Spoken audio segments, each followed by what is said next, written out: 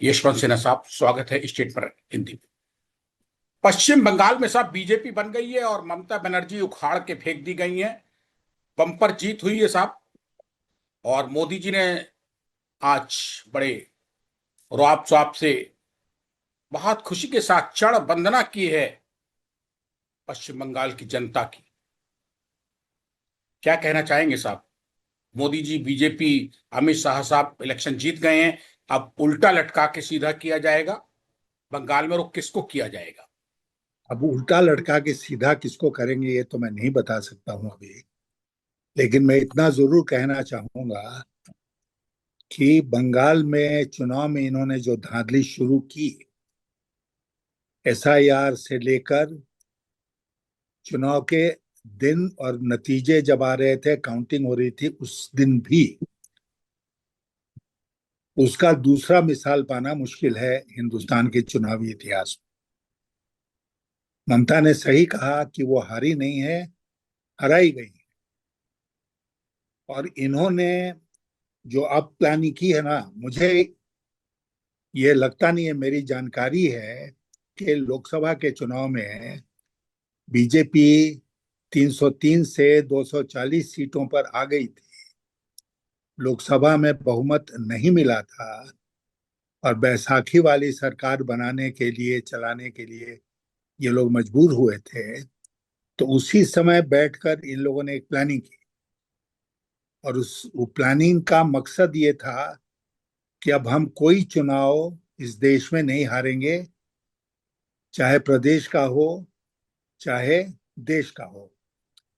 और चुनाव आयोग और मुख्य चुनाव आयुक्त इनके खासम खास हैं, इनके गोद में बैठकर खेलते हैं, इनसे रोजमर्रे की बेसिस पर इंस्ट्रक्शन लेते हैं, आदेश लेते हैं, उसका पालन करते हैं। तो इस तरह के चुनाव आयोग के साथ इनका खेल जो था वो और भी आसान हो गया। और खेल क्या था? खेल ये था, बहुत साधारण शब्दों में, कि स्पेशल इंटेंसिव रिवीजन, एसआईआर करा के और उन सारे लोगों का नाम काट दो जो लोग भारतीय जनता पार्टी को छोड़कर किसी दूसरे दल को वोट देते हैं। इन्होंने बिहार में ये खेल किया, इन्होंने हरियाणा में ये खेल किया, इन्होंने लोकसभा चुनाव के बाद महाराष्ट्र में ये खेल किया और बंगाल में ये खेल किया। तो वहां पर अगर पता नहीं 27 लाख वोटर्स के नाम काटे गए और 9 लाख नए वोटर जोड़े गए, तो जो डिफरेंस है टीएमसी के वोट में और बीजेपी के वोट में, उससे ये दोनों मिला के ज्यादा हो जाते हैं।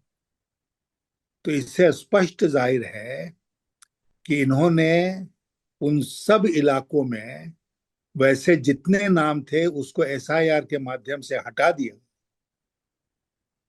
जो इनको शक था कि बीजेपी को वोट नहीं देके ममता को वोट देंगे। ये बहुत साधारण सा खेल हुआ।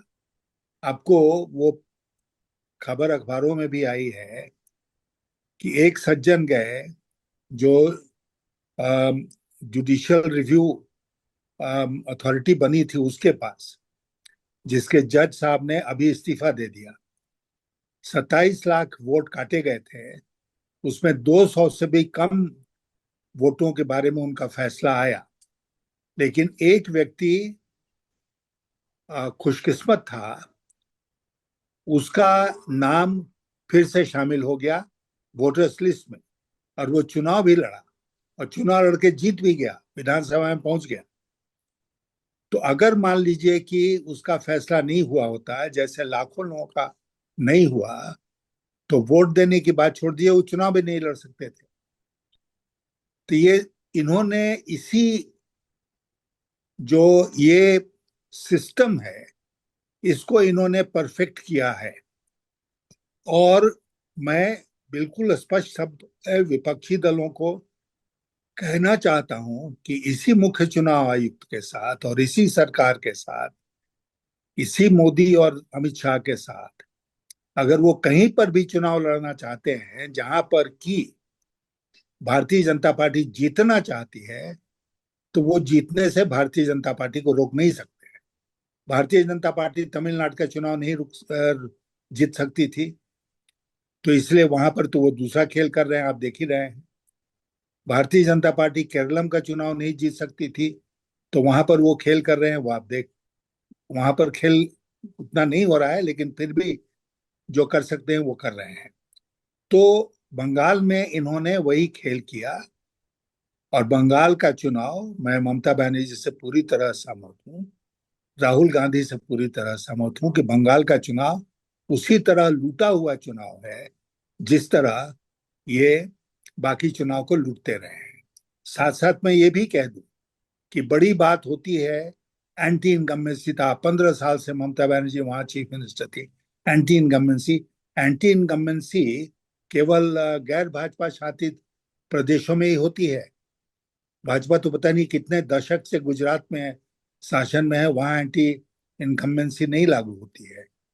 और कितनी जगह शासन में है, असम में नहीं लागू होती है, उत्तर प्रदेश में नहीं लागू होती है, कहीं लागू नहीं होती है। केवल नॉन बीजेपी स्टेट जो है वहीं पर एंटी इनकम्बेंसी लागू होती है। और एक बात कह के मैं इस विषय पर अपनी बात समाप्त करूंगा कि इनको पूरा भरोसा है कि ये न केवल इसको करने में कामयाबी हासिल करेंगे, बल्कि इनको भरपूर सपोर्ट मिलेगा, न केवल भक्तों का बल्कि भक्त मीडिया जो है उसका भी। वो सब इसी में लग जाएंगे कि हम लोग ये आ, साबित करने में जुट जाएं कि कैसे बीजेपी ने ये कमाल करके दिखाया। आने वाले चुनाव में अगर विपक्ष सावधान नहीं हुआ तो यही खेल बराबर रिपीट होगा।